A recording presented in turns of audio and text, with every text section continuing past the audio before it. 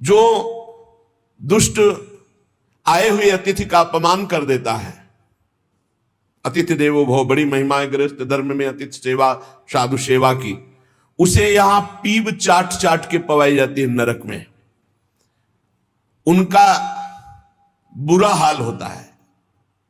बहुत सावधान है। इसीलिए धर्मात्मा पुरुष एक एक कार्य को बहुत धर्मपूर्वक, जो यहां दूसरे के भाग का अपहरण कर लेते हैं। पंगत में एक ही भोजन चलना चाहिए, ऐसा नहीं छुपा होना चाहिए कि 10 लोगों को और 10 लोगों को और। घर में ऐसा छुपाव नहीं होना चाहिए कि बूढ़ा बुढ़िया के लिए सूखी रोटी दाल और आप गर्मा गर्म हलवा और अच्छे अच्छे पदार्थ पा रहे हो। जो ऐसा भेद करके भोजन करता है, मुखिया मुख सो चाहिए खान पान सो एक, जिसके घर में समर्पित नौकर हैं उनको भी वही भोजन पवाओ जो तुम पाते हो। ऐसा नहीं हो सकता कि तुम बढ़िया बढ़िया और फिर निकृष्ट भोजन उसको, ये तुम्हारा पाप बन रहा है। सबके हृदय में भगवान है, भोजन वही, तुम भले बचा खुचा पालो, घर के मालिक हो, लेकिन सेवकों को, बालकों को, वृद्धजनों को, अतिथि जनों को भरपूर। ये धर्म का ज्ञान अगर नहीं है तो फिर कह रहे कि शरीर बड़ा भयानक मिलता है और मुंह सुई की नोक के बराबर होता है। अब वो इतना भूख से व्याकुल होता है, पर उसको खाने को क्या मिलेगा? वही गंदी चीज और सुई की नोक के, और हाथी जैसा शरीर, और भूख से वो तड़पता रहता है। ऐसा हजारों वर्ष नरक में मिलता है। जो लोग पंक्ति में ब्रह्म ऋषियों को, वैष्णवों को बैठाल दिया, जैसे कई कि अपने रिश्तेदार आए तो पुआ पूरी हलवा, और अगर साधु महात्मा आए तो हृदय में जलन हो रही है। ऐसा भक्त चरित्रों में पाया गया है कि भक्तजन आए तो देख करके जलन पैदा हो गई और कहा हम बीमार हैं, हमसे नहीं हो पाएगा। और जब उनका भाई आया तो पुआ खीर और सब चकाचक, तो भक्त आए तो उन्होंने कहा हमारे रिश्तेदार भक्त आए तो तुम्हारा शरीर दर्द कर रहा था, और जब तुम्हारे भाई आए तो तुम, तो बोले रिश्तेदार ऐसे चले जाएंगे? नहीं तो संत वैष्णव ऐसे चले जाएंगे। पूरी पुआ खीर सब संतों को पवाया, और जो खिचड़ी आज स्वयं बनाई थी वो पवाया उनके रिश्तेदारों। जो ब्रह्म ऋषियों को निमंत्रण करके, साधु वैष्णव को पंक्ति में बैठाल करके अपने लिए अच्छा भोजन। देखो बहुत सावधानी। हरिराम व्यास जी ने जब देखा उनकी पत्नी दूध परोस रही थी, उनके उसमें मलाई गिर गई तो नाराज हो गए और कहा ये पति है शरीर इसलिए मलाई गिरा दी, जाओ आज से सेवा से त्याग। हमारे पति ये संत जन है, संत जनों के आगे मलाई क्यों नहीं गिरी? दूध की मलाई हमारे आगे ही क्यों गिरी? क्योंकि हरिराम व्यास रूपी शरीर तुम्हारा पति है, इसलिए मैं तुम्हारा त्याग करता हूं, आज से सेवा में तुम्हारा अधिकार नहीं। यद्यपि उनका ऐसा भाव नहीं, लेकिन कितने इसीलिए सावधान। अब अपने घर वालों के लिए अच्छे अच्छे लिए और संत महात्मा वैष्णव अतिथि के, तो बोले उसे दंड मिलता है, नरक में ला करके उसे विविध प्रकार से सताया जाता है। जब कोई अर्थार्थी शरणागत तुम्हारी शरण में आ जाए और तुम उसके साथ धोखा करो तो यहां भी दंड मिलेगा और वहां भी दंड मिलेगा। एक पूज्य भाई जी से हनुमान प्रसाद पोद्दार जी ने घटना लिखी कि मैं नाम खोल करके नहीं कहूंगा क्योंकि उनके पारिवारिक जनों को दुख होगा। मेरे परिचय के थे भाई जी महाराज के, मेरे परिचय के थे, गांव भी लिखा है, गांव का नाम भी लिखा है कि वो मेरे परिचय के थे और 2 भाई थे। उनमें से किसानी का कार्य होता था। किसानी के बहुत पुरानी घटना नहीं है भाई जी महाराज कह रहे, कुछ वर्ष की है, यह अक्षरशः सत्य है। ये कोई हम कथा नहीं कह रहे, हम जानबूझ करके पता नहीं दे रहे हैं। मुझे जिला गांव सब पता है। वो कृषि कार्य करते थे, गृहस्थी का कार्य किसानी से पूरा होता था। उनके पास एक बैलों की जोड़ी बहुत सुंदर थी और एक बैल, 2 भाई थे। एक दिन संध्या काल के समय जो व्यापारी थे बैलों के, उनको पता चला गांव में इन दो किसानों के पास बहुत सुंदर 2 जोड़ी बैल हैं, एक जोड़ी से उनका काम चल सकता है, आप प्रयास करेंगे तो एक जोड़ी बेच देंगे। अर्थ है आपकी शरण में आया है तो आपको अपने प्राणों की बलि चाहे देनी पड़े, उसकी हानि नहीं होनी चाहिए, शरणागत की हानि नहीं होनी चाहिए। अगर हानि हो गई तो नरकी गति मिलेगी और यहां भी दंड मिलेगा तत्काल। ये महत् पाप है, शरणागत का त्याग महत् पाप है। अब वो 2 व्यापारी थे, अब वो कई बैल खरीदना बेचना उनका काम था। वहां आए और उस समय 12,000 रुपए की जोड़ी तय की। उनको बहुत अर्थ लगा, 12,000 रुपए मिल रहे, 2 से काम चला लेंगे, फिर गौवे हैं बछड़े हो जाएंगे, फिर काम चलेगा। 12,000 रुपए ये देंगे और ये व्यापारी हैं तो उनके पास थैला भी था तो और भी रुपए होंगे। संध्या का समय था, व्यापारी ने कहा कल सुबह हम बैल लेकर चले जाएंगे, आज रात हम तुम्हारे यहां सो जाएं। रात्रि हो रही, उनके मन में तुरंत चलने लगा दोनों किसान भाइयों के। उनका हाँ हाँ बहुत आराम से खाइए पिए, आपका घर है। उनका आज रात्रि हम आपकी शरण में हैं, आप हमारे और हमारे धन की रक्षा कीजिए, कल सुबह हम 12,000 आपको देकर आपके बैल लेकर चले जाएंगे। अब एक तो अतिथि, दूसरे शरणागत। रात्रि में अच्छा भोजन पवाया और बारंडे में लिटा दिया। घर के बाहर चौपार होती थी, जिसे बारंडा कहा जाता है उसे चौपार कहा जाता है। वो 8-9 बजे शयन कर गए। कहीं कहीं बरोठा कहा जाता है, कहीं बारंडा कहा जाता है, कहीं चौपार कही जाती है। अब दोनों ने अपनी पत्नी से विचार किया कि अगर इन दोनों को मार दिया जाए तो बैल भी नहीं जाएंगे, 12,000 तो मिलेंगे भी, और भी व्यापारी है, पैसा इसके पास है, बहुत आनंद रहेगा। ये भाव बिल्कुल नाशकारी, क्योंकि उस शरण में है तुम्हारी, वो अतिथि है बिल्कुल। ये तो मतलब लोक परलोक तत्काल नष्ट कर देता है, तत्काल। इसे महत् पापों में कहते हैं, और महत् पाप तत्काल प्रभाव दिखाता है, तत्काल। वो ऐसा नहीं कि नरक जाओगे वो बाद की बात, तत्काल तुम्हें दंड देगा। ये महत् पाप तत्काल दंड देता है। उनके हृदय में हत्या करने का पूरा विचार बन गया, पाप भरी योजना। पत्नी उनकी सहयोगी हुई तो पत्नी ने कहा पहले लाश गाड़ने की व्यवस्था तो सोचो, घर में तो गाड़ी नहीं जा सकती। तो उनका हमारा खेत है बगल में गन्ने का, हम दोनों जा रहे हैं और एक ही गड्ढे में दोनों को दबा देंगे, इनके नाप का गड्ढा खोद के अभी आते हैं। वो अति शीघ्र गन्ने के खेत में जाके गन्ना काट के और गड्ढा खोदने लगे। दैव योग से एक पड़ोसी को सोच लगी, भगवान का विधान होता जाको राखे साइया मार सके न कोई। वो सोचा बगले में गन्ने का खेत है, निपट लेते। पहले शौचालय तो हुआ नहीं करते थे, गांव के बाहर खेतों में दूर जाना होता था। अब वो गन्ने के खेत में बगले में जाके, अब ये बोले इतने में 2 आ जाएंगे। उसको लगा ये रात्रि में क्या प्लान बना रहे हैं। नजदीक गए, वो देखो एक को नीचे कर देंगे, एक को ऊपर कर देंगे। बोले कहीं पाप तो नहीं हो रहा। बोले 20,000 रुपया उसके पास है, तुम पाप की सोच रहे हो। उनको जो सोच गया था उसकी सोच तो हो गई। उसने सोचा कोई घटना हो रही, तो उनका दोनों को मार करके इसी में गाड़ देंगे, 2 गड्ढे खोदने की जरूरत नहीं। अच्छा 2 हैं और देखो कोई जानेगा नहीं, बरूठे में ही तो पड़े हैं और सो गए होंगे। फौरन उसने जल से पवित्र हुआ और भागा, उनके घर में गए, पड़ोसी ही था, वहां दोनों को जगाया और कहा ये अभी चलो हमारे साथ। कहां तुम्हारा पैसा, पैसा ले लो।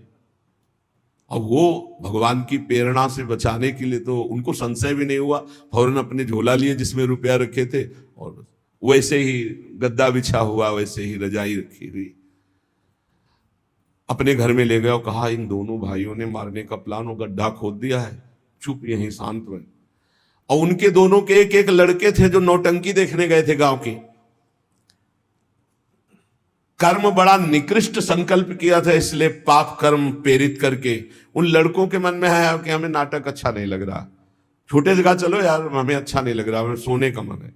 दोनों मस्ती से बातचीत करते हुए आए तो देखा बरोठे में गद्दा बिछा है और रजाई।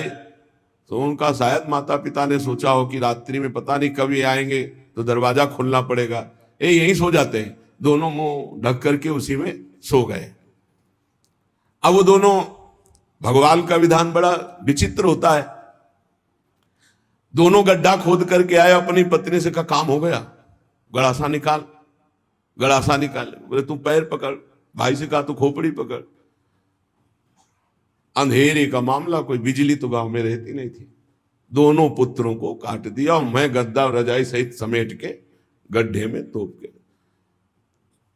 अब जब वहां गड्ढे में डालिया तो बोले झोला कहां है रुपया का? बोले हमने तो सोचा था सिराने ही होगा। बोले गद्दा रजाई तो लपेट के नहीं डाले? बोले पक्का नहीं हो, ऐसा कैसे हो सकता है? बोले रुपया कहां है?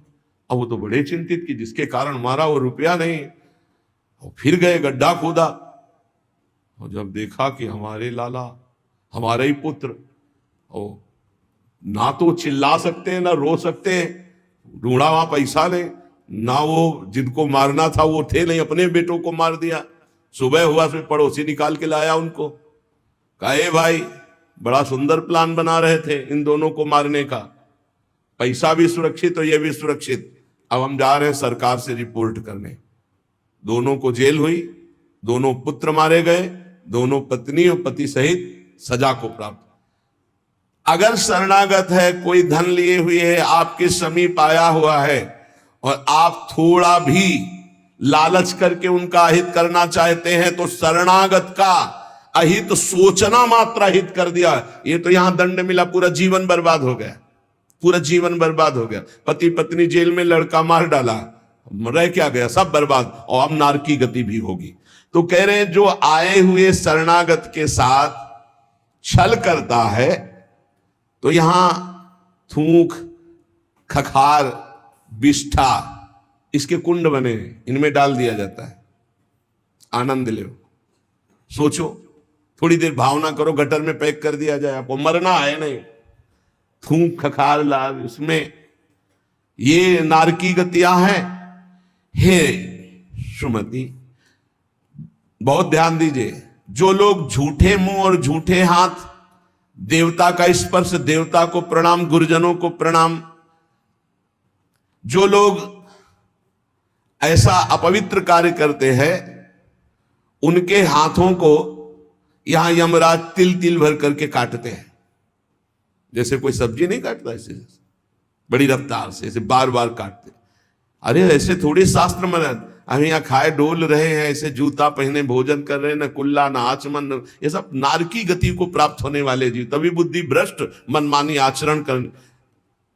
पहले जानते हो गांव में कैसे पंगत पवाई जाती थी, सबके चरण धोए जाते थे।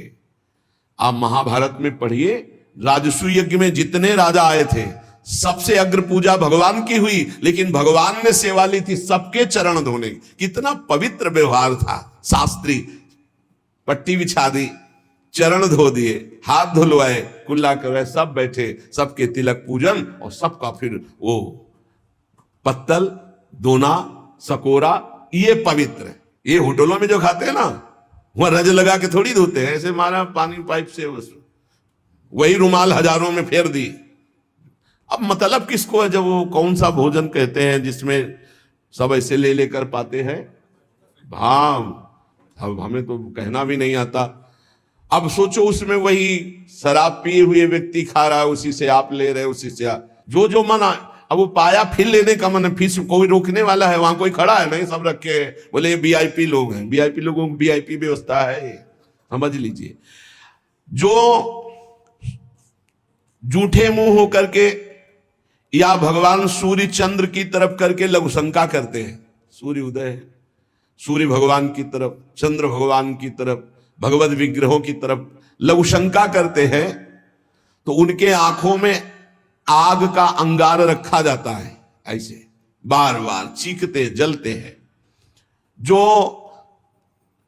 जेठ होकर अपने लघु भ्राता की पत्नी के साथ गलत, पिता होकर अपनी पुत्री के साथ, भाई होकर अपनी बहन के साथ, या गुरु पत्नी के ऐसे लोगों को तपाई हुई लोहे की स्त्री के साथ बेड़ियों से, लोहे की ऐसे जंजीरों से जो जलती हुई, उसी में जकड़ दिया जाता है।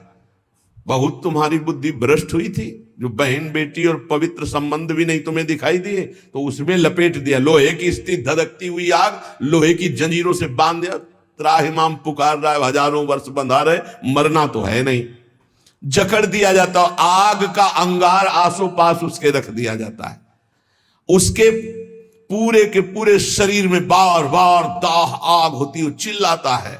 ऐसे नराधमों को यहां बहुत दंड दिया जाता है।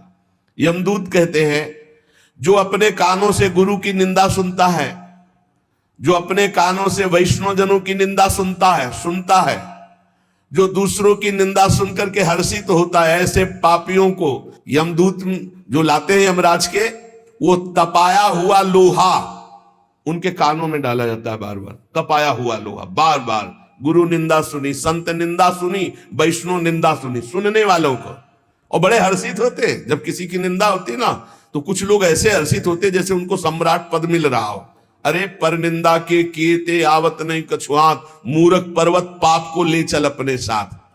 यहां विलाप करते हैं, पर यहां यमदूत स्वयं कह रहे हैं, हम लोगों के हृदय में दया तनिक भी नहीं, और क्रोधित होकर उनको और कष्ट देते हैं। जैसे वो विलाप करते हैं तो क्रोधित होकर और कष्ट देते हैं। जो देव मंदिर में जमीन लगाई गई, या किसी ऋषि मुनि को दान में दे दी गई, या कोई सभा भवन है सार्वजनिक, जो इनको तुड़वा कर उनकी जमीन हड़प लेते हैं, उस जगह अपना निवास स्थान बना लेते हैं, उसका प्रयोग करते हैं। यहां यमदूत उन्हें ला करके धीरे धीरे उनके शरीर की खाल उधारते हैं। पूरी उधल गई, फिर शरीर में नई खाल, फिर धीरे धीरे होश में। ये नहीं कि देवालय की लगी हुई संपत्ति का प्रयोग कर लिया, या देवालय को विध्वंस कर दिया, या सभा भवनों को विध्वंस करके अपने लिए अपना कब्जा, तो फिर ये वो चीखते चिल्लाते, पर यहां दया नहीं है। जो गौ के स्थान में, पवित्र स्थान में जल में मल त्याग करते हैं, जैसे नदी है, कोई सरोवर है, या गौशाला है, या देवालय है, उसकी सीमा में मल त्याग करते हैं। यहां के बड़े बड़े कौवे जिनकी लंबी चोंच होती है, उनकी गुदा द्वार से आते खींचते हैं बार बार, बहुत होश में। ये शास्त्र सुने नहीं जाते, इसलिए मनमानी पापाचरण होते हैं। जो जहां मनाया वहां, जो अपनी कन्या का रकम दे के बेचते हैं, बेचना होता है कि हमको इतना, ऐसा एक से बेचा फिर दूसरे के साथ बेचा, उसको यहां लाया जाता है और उसके शरीर में बड़े बड़े घाव किए जाते हैं, और फिर नमक की नदी है, उस नदी में डाल दिया जाता है। वो क्लेशित हजारों वर्ष। जो मनुष्य विकट संपत्ति और वो समस्या ही नष्ट हो गई, पुत्र, भ्रातृ, पत्नी, बंधुवर्ग और बुजुर्ग जन, किसी का त्याग कर देता है विपत्ति आने पर, और अपना पेट पालन करने लगता है, इनको छोड़ देता है। तो यहां हम लोगों में कुछ यमदूत ऐसे हैं जो बिल्कुल कर्कश होकर के उनके मांस को नोचते हैं और उसी के मुंह में डालते हैं, उसी को खवाते हैं, उसे खाना पड़ता है। जो मनुष्य अपने पुण्यों को यहां बेच देते हैं, उनकी बड़ी दुर्गति होती है। जैसे 1 घंटा नाम कीर्तन करेंगे 500 रुपया लेंगे, अमुक कार्य करेंगे अमुक रुपया लेंगे। जो अपने पुण्यों को बेच देते हैं, कई तरह से बेचना होता है, और उनकी व्याख्या कहां तक करें। जो अपने पुण्य कार्यों का दाम लेते हैं, बेच देते हैं, वो पापी हैं, और उनको यहां चक्कियों में डाल के नरक में पीसा जाता है, जैसे आटा पीसा जाता है। बेचे ही वेद धर्म दुइले ही, ऐसा नहीं था। परोपकार के लिए ब्रह्म ऋषियों का जीवन था। कुछ मिला नहीं, किसी भी तरह जीवन व्यतीत करते थे। कृष्ण शरीर, बड़े बड़े चक्रवर्ती सम्राट भयभीत होकर खड़े हो जाते थे। तब पूर्ण जीवन, बेचने का कहीं विधान नहीं। जो जीवन में अपने किए हुए पुण्यों को बेच देते हैं, उनको वहां चक्की में जैसे आटा पीसा जाता है, ऐसा पीसा जाता है। ये ना समझो कि मौज ले लो, यहां तुम मनमानी कर लो, भोगना पड़ेगा।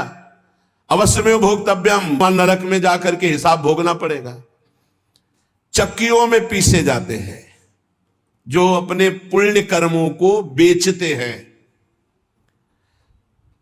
जो यहां किसी की धरोहर मिली, ए भैया हमारे इतने रुपए रख लो, ये सामग्री रख लो, हम समय से ले लेंगे, हमारी अव्यवस्था है, और फिर वो मुकर गया कि कौन धरोहर कब दिया, कैसे दिया, तो उन्हें यहां जलती हुई लोहे की जंजीरों से बांध दिया जाता है और ऐसे कुंड में फेंका जाता है जहां बड़े कीड़े भयामने विषैले, और वो उनको हजार हजार वर्ष तक नोच रहे हैं, उसी में बंधे चीख रहे हैं। कौन? जो दूसरों की दी हुई धरोहर को ना देकर मुकर जाते हैं, कब तुमने दिया। जो पापी दिन में मैथुन करते हैं, शास्त्रीय मर्यादा में दिन में मैथुन करना निषेध है। जो रात्रि में पराई स्त्री से मैथुन करते हैं, दिन में चाहे अपनी स्त्री क्यों न हो, मैथुन निषेध है।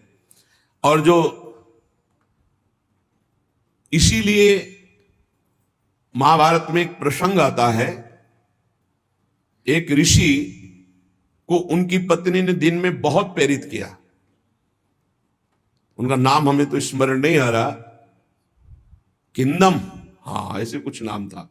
तब उन्होंने कहा दिन में पुरुष रूप में तो हम आपके साथ मैथुन कर नहीं सकते, आप बहुत प्रेरणा करती, इसलिए पशु बनना पड़ेगा। तो आप भी अपने संकल्प से मृगी रूप धारण करो, मैं मृग रूप धारण करता हूं। ऐसा ही हुआ, मृग रूप होकर के वो सहवास कर रहे थे। इतने में ही महाराज पांडु ने देखा तो उन्होंने बाण संधान कर दिया। अब जे ही बाण लगा तो मृग रूप तो हट गया ऋषि। तब वो हा खाए कि मुझे नहीं पता था कि आप ऋषि है। तो उन्होंने घटना बताई थी कि मेरी पत्नी विवश थी काम से, इसलिए मुझे पशु रूप धारण करना पड़ा, क्योंकि दिन में मनुष्य रूप से मैं तो नहीं किया जा सकता। जाओ, तुमने मुझे इस स्थिति में मारा है, अगर ऐसी स्थिति तुम्हारी हुई अपनी पत्नी के साथ तो तुम्हारे मृत्यु का योग हो जाएगा। मृत्यु का योग हो भी गया। तो जो दिन में अपनी स्त्री से या रात्रि में पराई स्त्री से, वो यहां पापी जन लाए जाते हैं। बहुत गहरा कुंड है जो खोपड़ी के बल उसमें छोड़े जाते हैं, लोहे के बड़े बड़े नीचे कांटे लगे हुए हैं, पूरा बिंध जाते हैं, फिर निकाले गए, फिर फेंके। अरे भाई होश में जैसी थरिवंश नरक गति दुर्भरियम द्वारे कटियत नक्षी के। और जो सदैव नई नई भोग प्रवृत्ति के लिए नवीन नवीन स्त्रियों को फंसाते रहते हैं और उनसे सहवास करते हैं, तो यहां एक बहुत बड़ा वृक्ष है सेमर का जैसा, और उसमें बहुत ही विषैले कांटे हैं। उस पापी को उसमें जबरदस्ती खींचा जाता है, बार बार नीचे बार बार ऊपर, करो आलिंगन। अधिक मात्रा में वो खून से लथपथ होकर जहरीले कांटे लगने से व्याकुल होकर त्राहिमाम पुकारता है। जो लोग पराई स्त्रियों को फुसलाकर उनके सतीत्व को नष्ट करते हैं, जो लोग अपने धन के घमंड में आकर गुरुजनों को नीचा दिखाते हैं, जो लोग अपने गुरुजनों के प्रति रोष दृष्टि रखते हैं, उनको यहां लाकर जैसे चटनी पीसी जाती शिला में, ऐसे बड़ी बड़ी शिलाओं से उनको पीसा जाता है। यमदूत सुमति जी को बता रहे हैं, और वो बहुत कष्ट पाता है। ये यमलोक बड़ा दुखमय है, दिन रात यहां व्यथा ही व्यथा है। जो जल में मूत्रते हैं, कुल्ला करते हैं, थूकते हैं, विष्ठा करके सोचते हैं, बोले ऐसे लोगों को यहां थूक विष्ठा और मूत्र से भरे हुए दुर्गंध युक्त नरक के कुंडों में डाला जाता है। अरे ऐसा थोड़ी, साष्टांग दंडवत करो यमुना जी गंगा जी में, और अपने घर से शौच आदि क्रिया करके, यदि नहीं ऐसा तो पात्र में लो और जल पियो पहले, और फिर दूर जाकर के बहुत दूर शौच आदि होकर मिट्टी से ही हाथ और सब पात्र मार्जन करके फिर आओ, फिर पात्र मार्जन करो, फिर जल लो और दूर जाकर के कुल्ला। ऐसे पवित्र जैसे गंगा किनारे भ्रमण करने वाले संत जन हैं तो सारी दिनचर्या गंगा जी से होती, पर बड़ी सावधानी से होती। ऐसा थोड़ी कि शौच लिया जाकर गंगा जी, ऐसा नहीं।